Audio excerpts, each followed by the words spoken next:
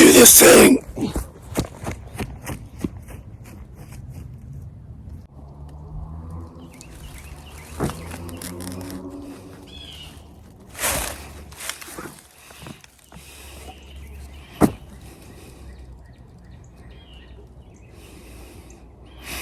Get my 6. What's up, everybody? Welcome back to the most awesomest homesteading channel on the entire internet that has absolutely nothing whatsoever to do with homesteading. Homesteading off the grid. Try not to block your view. What an amazing last couple of evenings we've had up here in the potential Bigfoot Sasquatch forest. I'm hearing footsteps already. You watch that video from yesterday evening, we must have had half a dozen of them up here just walking along the ridgeline here, planning their flank attack. I ain't scared.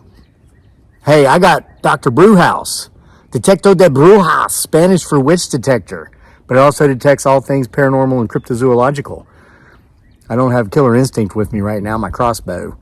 Potentially, there might be a dog man or 2 or 8 coming through this region during their spring migration. We've had some folks comment who follow the dog people who've said they're not to be messed with. They are violent. They are the natural enemy of Bigfoot Sasquatch. So that might be, potentially, that might be why our potential Bigfoot Sasquatch that may or may not live in the woods here behind my house have been a little bit standoffish since we've returned from our winter over in the Philippines. It was gone for 5 months. So now him, her, it, or they are being standoffish. It might not be because they got unaccustomed to us being here and me. That's a reflection. That's not a spirit. That's a reflection right there. Ignore that. It could be that Dogman's in the area. So Bigfoot Sasquatch has his, her, thems or theirs guards up, you know. So, so in yesterday's video, went on for 28 minutes. I was talking about the founder of, I really don't like that thing there. See if we can, hey, there we go. But I'm blocking your view. Just ignore that, okay? Try it at this angle. It's from the glare of the sun. Stuff can pop up from any direction back there. I was talking about the founder and CEO of Cane's, Raising Cane's Finger Tenders, a restaurant chain, and man, they were just sneaking up on us. So basically, if you're new to the channel, I know a lot of you have come over from our Facebook page, Sick Twisted Humor. This is part of my technique. I'll just come out into the woods and I just ramble. I just talk about pretty much anything. And the key is to not really watch me because I'm just sitting here running my mouth, but it's to watch the background to see what may or may not show up, because these are creatures of curiosity. They're extremely curious in nature, and so the more I talk, the closer they get. And yes, I see that too, right there beside that tree. I'm not going to pull Dr. Brewhouse out because I don't want it to pull me up there into the woods. I just heard a tree knock. All right, we've got company, so I'm going to get to it. Folks, it's great to be back. It's great to be back at work here on the most awesomest homesteading channel in the world that has nothing to do with homesteading. Already, I've been receiving emails with new submissions to the True Haunting series. We've got 4 of these out now. This is volume 3. I'm going to read you a short one out of here. Try to draw him, her, it, or they in. We've gotten about half a dozen new submissions. So folks, listen, if you have any personal real life experiences with anything like the paranormal, supernatural, cryptids, aliens, and UFOs, or strange dreams that came true. I had one here lately I'm going to share with you here in a couple of days about an old friend. This guy, I hadn't thought of him like maybe, in 20 years, but then I had dreams about this guy 2 or 3 nights in a row. And so just out of curiosity, I Googled him and he's dead. And I had no clue. It's like a dream that was one of the stories in October Nights about an old friend, a female friend from my childhood that I went to college with. You remember that? Something very similar to that. Premonition. So premonition, if you've got real experiences with premonition, email your stories in. There's an email address in the description box of this video. It's crazylake@mail.com. You will not receive payment for your story, but we will, with your permission, either read it on the channel or put it in an upcoming publication of True Hauntings. And if you have any Bigfoot Sasquatch stories too, we might reignite the Bigfoot Sasquatch files. Here's volumes 1 through 10. There's 15 now. We can get on to number 16 of that too. Feels good to be back at work. Feels good to be out here in the woods making these videos. Feels good that him, her, it, or they are showing up to visit us. And it's going to feel real good here soon, very soon. I'm talking within days when I return to the lair. And I'm going to read you a story from the Bigfoot Sasquatch files today, which will let you know why I stopped going to the lair. But first, let's get to it. I'm going to read you... This is like a ghost story. Some of you have heard it before, but I know we've got a lot of newcomers from the Facebook pages. So this is a story called The Man at the Window That Wasn't There. It was submitted by Stephen Bain through the email, crazylake@mail.com. So if you have stories similar to this, send them. We'll share them here with our viewers. Hi, Crazy Lake. That's me. That's my nickname. Some people think I'm nuts. I don't know why they would think that.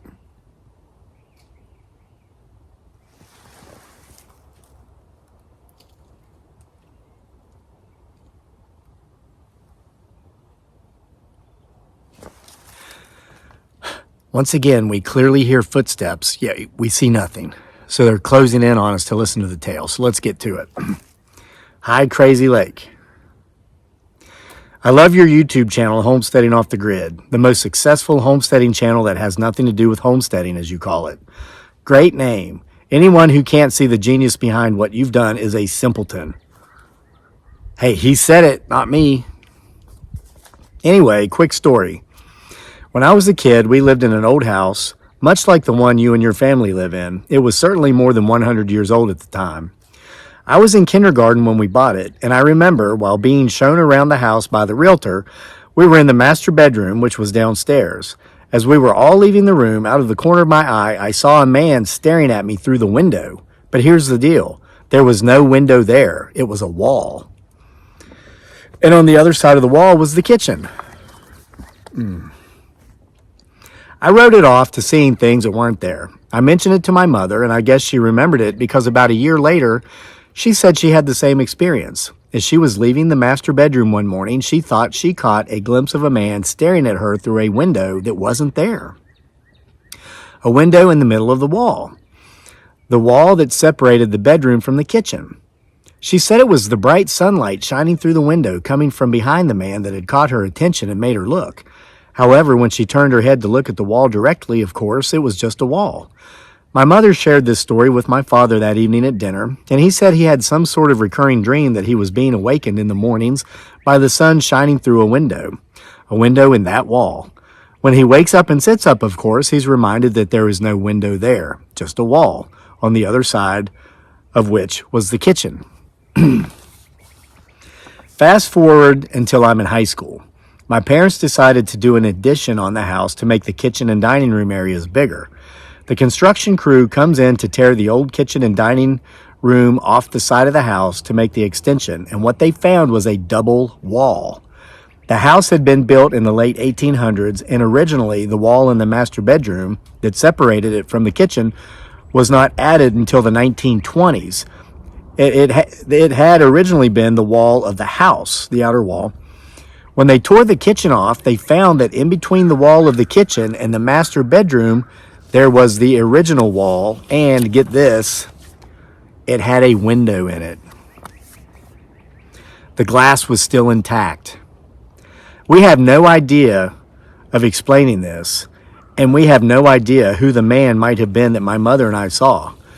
But we're all in agreement that houses can be haunted simply by their own spirits. Keep up the great work on your channel. I enjoy every episode. Sincerely, Stephen Bain. So folks, that's just an example. Creepy story about a house that's kind of haunted maybe by itself.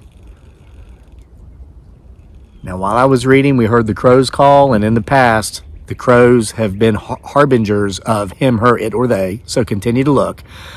And again, don't be shy. Submit a story. It doesn't have to be, It can be short and sweet like that. I think that was probably 500 or 600 words. 1,000 words max is probably the most, because I and my partner, Erie Lady, edit them.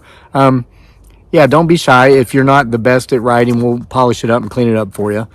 But again, the email is in the description box. It's crazylake@mail.com. Now, before I get on to the Bigfoot Sasquatch story, I'm going to do a quick search here because I'm hearing stuff.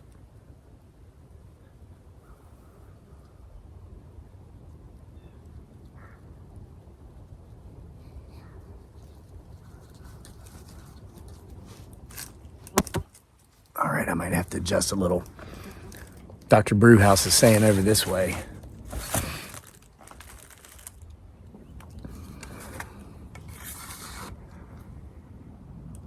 That's where I was hearing the footsteps.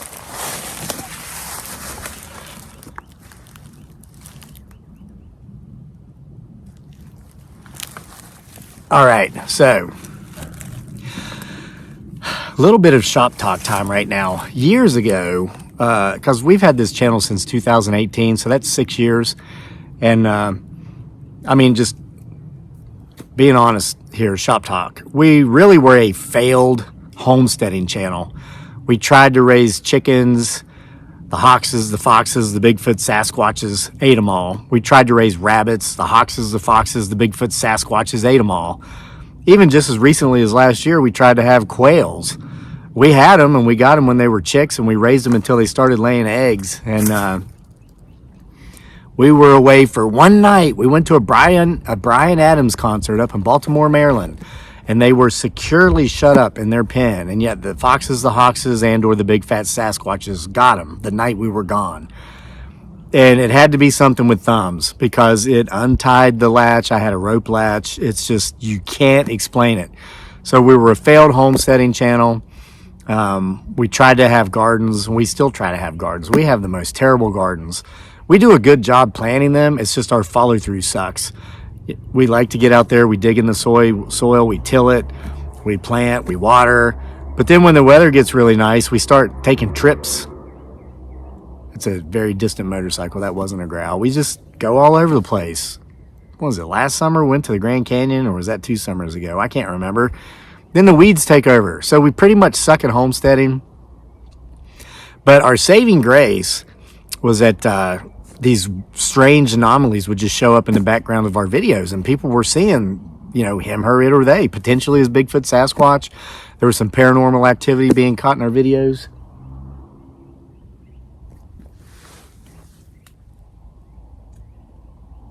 Potentially. So anyway, so we just kind of started going with that. And I would go out into the woods. If you're new to the channel, you don't know this. We were capturing some really crazy things on camera. And we were getting up to 20 million views a month, making tons of money. But then something happened. Something happened that I wasn't comfortable with. It's not so much that we were starting to get stalked by some people who don't understand boundaries, but the potential creatures that we were finding and capturing in our videos were starting to be hunted by the quote-unquote professionals. Now, these are the guys, there are different groups, and I'm not going to give any of them any cred on my channel by naming the groups, but they'll let a guy like me, some quirky nutcase out in the country, do years worth of research and work and find these little hot spots where these things basically are. And then they'll very politely request to come in and do an investigation. And the quirky little country guy's like, oh, yeah, this is great. Yo, I'd love it if you came here. So then they come, and then they discredit your reputation. They say you're nuts.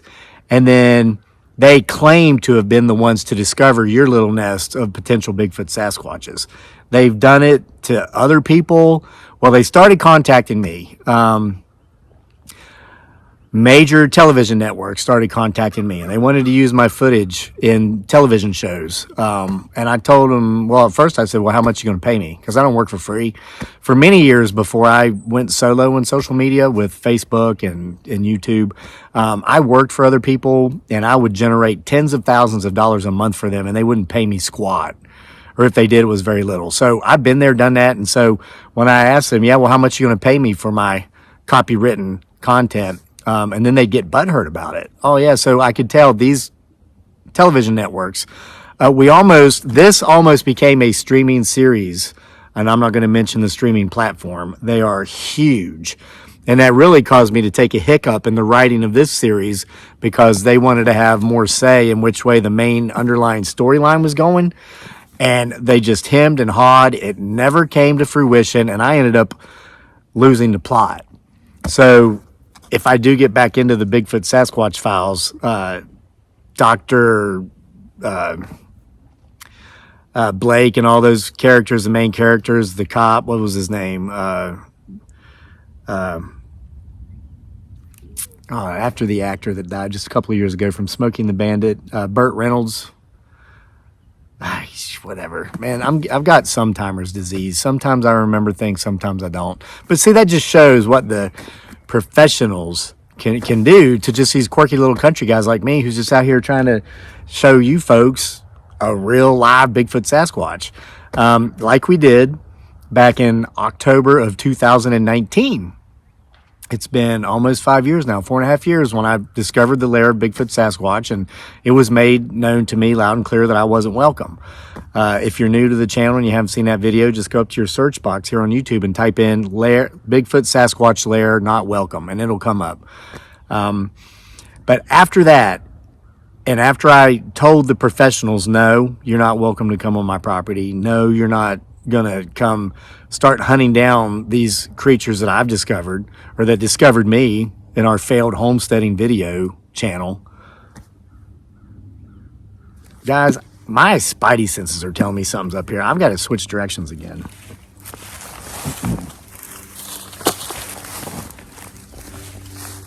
Yeah, this is where we saw so many of them last night anyway. So I told them no. Well, they just came out. They were literally like following me. So anyway, I'm going to give you the specifics in this story. This is a story, an entirely true story called Here's the Bigfoot Sasquatch Story You'll Never Hear Me Tell on YouTube. And I'm actually telling it on YouTube because, again, back to Shop Talk, people would come on the channel and they'd blast me. They were like, because I started doing all this goofy stuff at this point because, well, it's in the story. But people are like, you've actually captured these things in your video. I have seen Bigfoot Sasquatch in your video, but now you're out here acting like an idiot. You're what? Why? Well, this is the why. And I think that once you hear my explanation, you will appreciate and respect me for having done what I did. Okay? Here we go. Some people get it and some people don't. I'll never understand why so many people suffer from black and white thinking. It's got to be this or it's got to be that. And there's absolutely no room for a gray area in the middle. At least that's what they think. These black and white thinkers can be broken down into subcategories too. There are too many to mention, but the ones that stand out on our YouTube channel are the ones who think that if you make one humorous video on your YouTube channel, perhaps one with a giant spider named, by the way, Ginormica enormica, because it is both ginormous and enormous. Y'all remember that big giant spider? Well, those videos got me blasted. Then there's absolutely no way that any of your other videos are real or that you were being serious in them. And there's even an old Roman expression, they'll tell you, which states that once you're caught in a falsehood once, you are to never be taken seriously or trusted again. And then there's a subcategory of black and white thinkers who believe that if you are unwilling to pick a side, either with those who do definitely believe in Bigfoot Sasquatch or with those who definitely do not believe in Bigfoot Sasquatch, then you are obviously making fun of one of the two sides, if not both.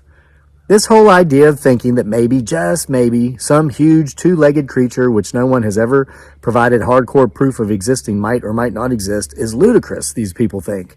How dare you not take sides, they scream. This is America, at least where I am, and thank you to our international readers and viewers for being here.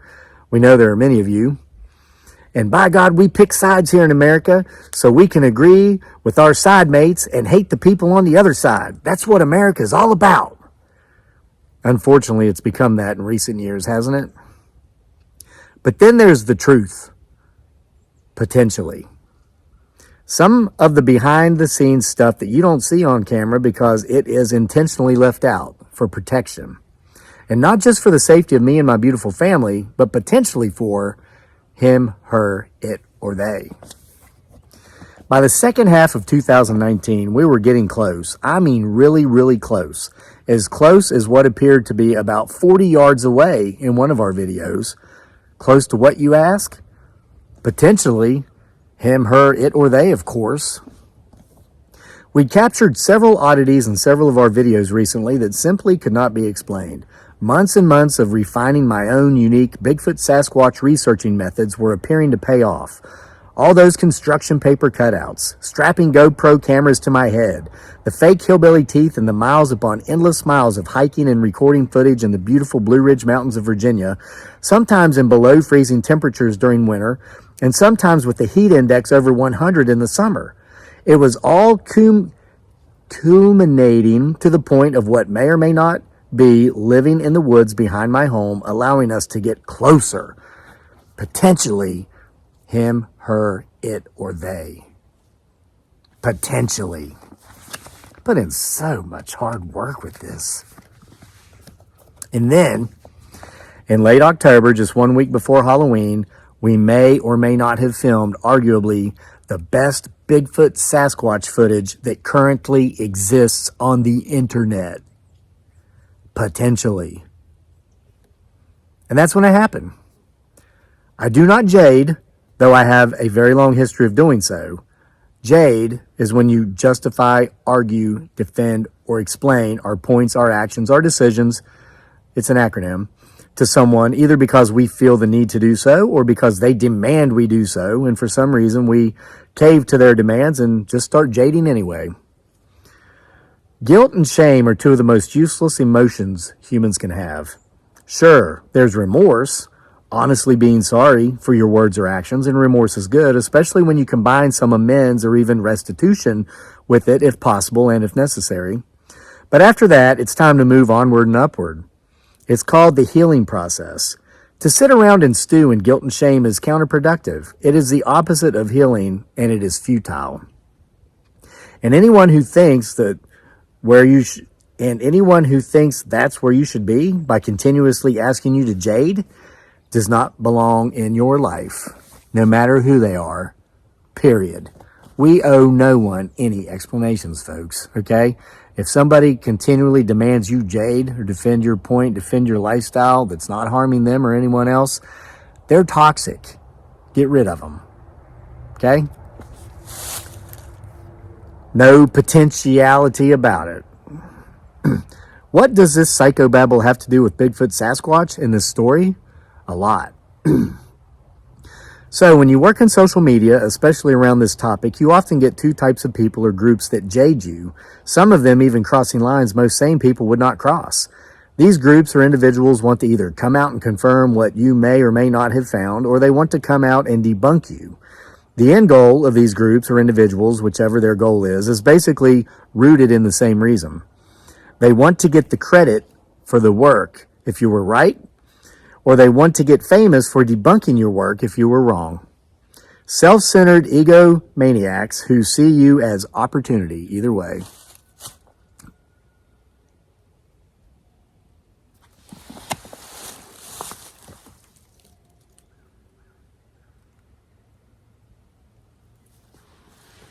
Clearly we heard a howl. We're not alone in these woods. I was going to say potentially, but there's no potentiality about that. We just heard it again. Watch for movement back there, folks. After publishing the video from October of 2019, where we may or may not have actually filmed him, her, it, or they, I began getting even more emails and messages on our YouTube channel, Homesteading Off the Grid, by way of the comment section from these sorts of groups and individuals, and there was one group in particular who will not be named because I would never want to give them any free advertising, who thought their name and their popularity in the Bigfoot Sasquatch community would guarantee me returning their message and actually meeting up with them here at my family's home, and that I would willingly take them on a personal tour and show them exactly where the potential lair of the Bigfoot Sasquatch was.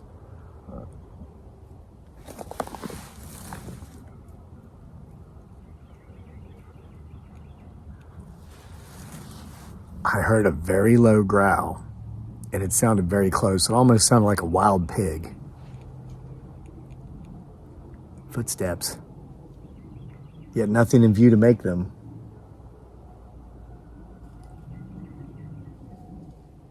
The sun's about to set over the Blue Ridge Mountains.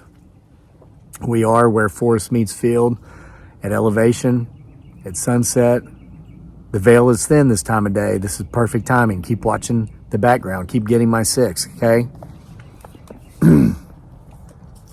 Not to jade, nay, never to jade, but I get completely dumbfounded by the number of people who don't stop to consider for even a moment that our homestead, this beautiful property that may appear to be a stage for our YouTube channel, is not a stage, but an actual bona fide home.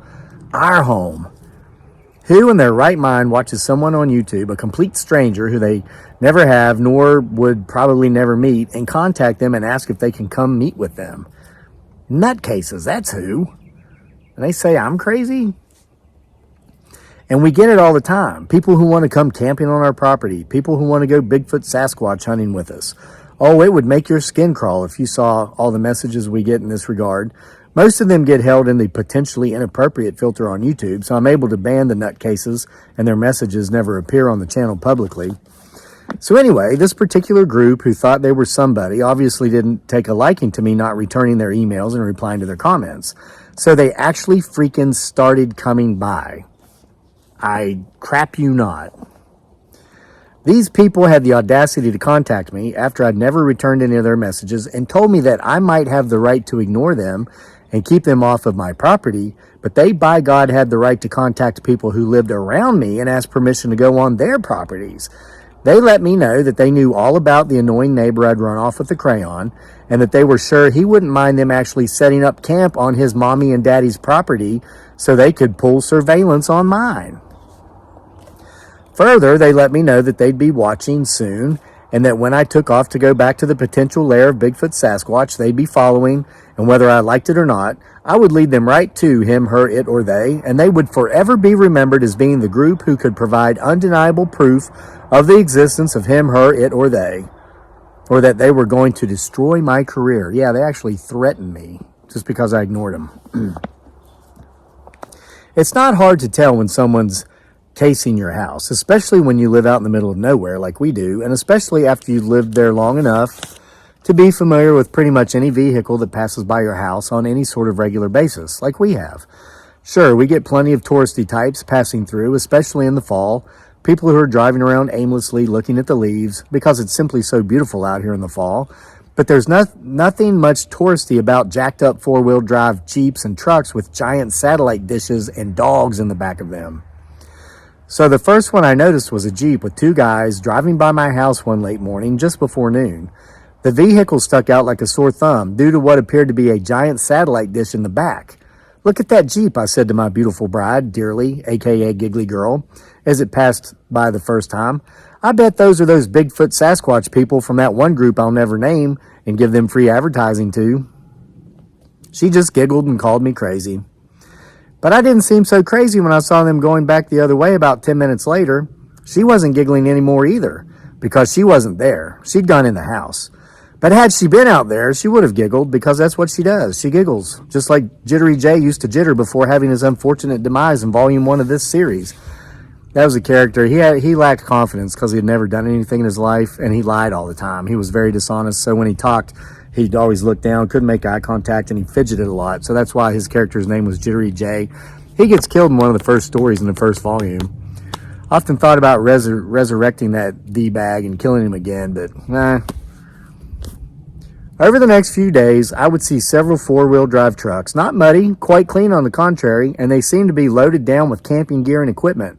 None of these people ever tried to approach me, and I'm sure it's because they knew they'd get a big fat no if they asked to come on my land, or for me to guide them to the lair. After about a week or so, I was convinced I was paranoid, and that it had to be ludicrous to think that any of these people driving around my place, back and forth, all day it seemed, had anything to do with the messages I'd received from the group I'll not name.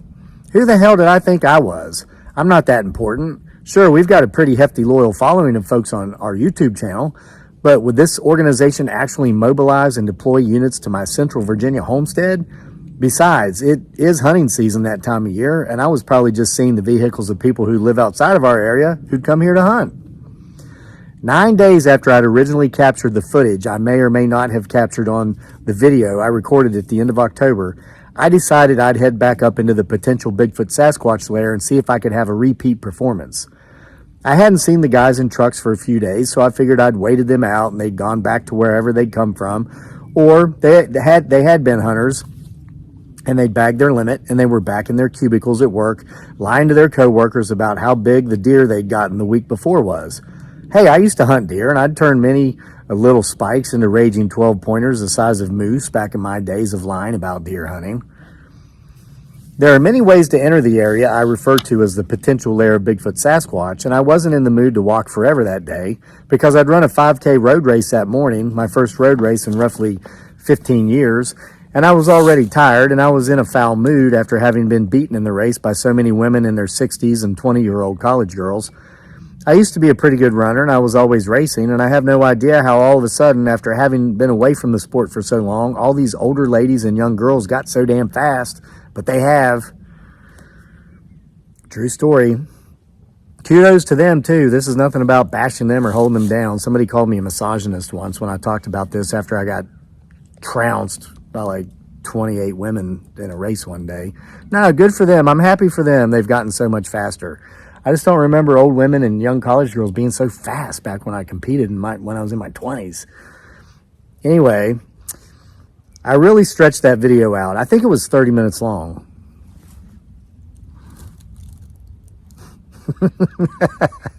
Wait, I'm not supposed to. It wasn't intentional. I'd taken some pepperoni and fried chicken with me, and I was really just letting off steam in regard to my disappointment about the race, and I couldn't see any large dark objects moving on the screen behind my back where my 6 o'clock is, but I knew the video had gone on too long, so I wrapped it up and headed back out of the lair. I'd driven to one of the few places you could park at the foot of the mountain, and I'll be damned if when I got down there I didn't see that funky-looking Jeep and a couple of the four-wheel drive trucks that had been passing my house for nearly 2 weeks before. Some of the vehicles had people in them and some didn't. I assumed they had people out in the woods trying to see where I was, and others were watching from the vehicles to see which direction I'd exit the woods from so they'd get a better sense of where the lair might be. It took some time and some stealth, but I actually walked away from the parking area and went down the road, hidden in the woods quite a way. Then I crossed the road and came back up through the woods so that when I exited the woods, I did so from the opposite side of the road I'd actually been on. It worked, as when I got to my vehicle and I watched what these people were doing by the use of my mirrors, I could see that they weren't wasting any time in jumping out of their vehicles and gearing up and heading up into the woods I'd just exited. Again, I might have just been paranoid, but I was convinced that I was being watched by a group of Bigfoot Sasquatch hunters, and the last thing I was going to do was lead them straight to where I may or may not have captured one of these creatures on video. So I did not return to the potential lair of Bigfoot Sasquatch for months, and I devised a plan. Over the next few months, I nearly completely lost any credibility I may have built up in the Bigfoot Sasquatch community. And yes, I know that sounds like an oxymoron, and I love it, but it doesn't mean I'm making fun of anyone, damn it. By making some of the most insane, asinine, and yes, fake videos that anyone could imagine making. Come on, if you're reading this, I know you probably watched my videos on Homesteading Off the Grid on YouTube, like you might be doing it right now. So you know exactly which videos I'm talking about. You saw them. They were so obviously fake, and I regret none of it. Not only have I never set out to find Bigfoot Sasquatch for fame and glory, I never set out to find him, her, it, or they in the first place. If you've made it to volume 3 of this soon-to-be 100-volume series, well, maybe not so soon. That's actually was my goal, to get 100 of these volumes out. What do you think? You got any Bigfoot Sasquatch stories for me? Email them to me. We'll put them in here. Help us get from 15 to 100. Then you know from the story I told in volume 1, we never asked for this nightmare. We were simply making videos about corn and green beans, and some really strange things were going on around our homestead. And sometimes we'd unintentionally capture it on video. With this said, there is one thing that I am definitely all about, and that is keeping these beautiful creatures, if they do indeed exist, and if they are what is actually coming around here and causing strange things to happen on our property, completely hidden. I don't need proof, and I know that at the hands of proof comes lots of destruction and dissection. I can only imagine the damage that the government and the scientific community would dish out on any population of any previously undiscovered species that resembles mankind to such a great degree. I'm sure it would all be done in the name of potentially finding a cure for cancer or COVID-19 or whatever, but these beautiful creatures would suffer, and I never liked the idea of lab test animals, and this is exactly what he, she, it, or they would become. Now, were the videos I made during this several months long period entertaining? Of course. Were they fun to make? Absolutely. And did I care about losing credibility? Not at all. I never knew I had any in the first place. Come on, this is cryptozoology, not biology. We're pseudoscientists, people. But I do take great pride in knowing that I waited out those folks from that group that will not be named here. They all of a sudden, around the end of December, just before Christmas, stopped coming around. I never saw that Jeep with the satellite dish in the back and all those jacked up four-wheel drive trucks again. And I began very erratically and over very dispersed time periods going back into the potential lair of Bigfoot Sasquatch. And most times, I never take my camera. Oh, the things I see on those trips. But who would believe me now, after destroying any credibility I might have once had? So I'll just keep those moments where they belong, between me, him, her, it, and they.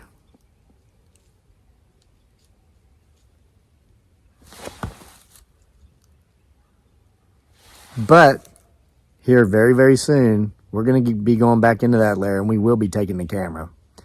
So submit any stories you got about anything paranormal, cryptozoological to crazylake@mail.com. Thanks for being here with me for some more stories, another video. If you saw anything, timestamp it so everybody can have a look, take a gander. See you for more next time here at the most awesomest homesteading channel on the entire internet that has absolutely nothing to do with homesteading. Homesteading off the grid.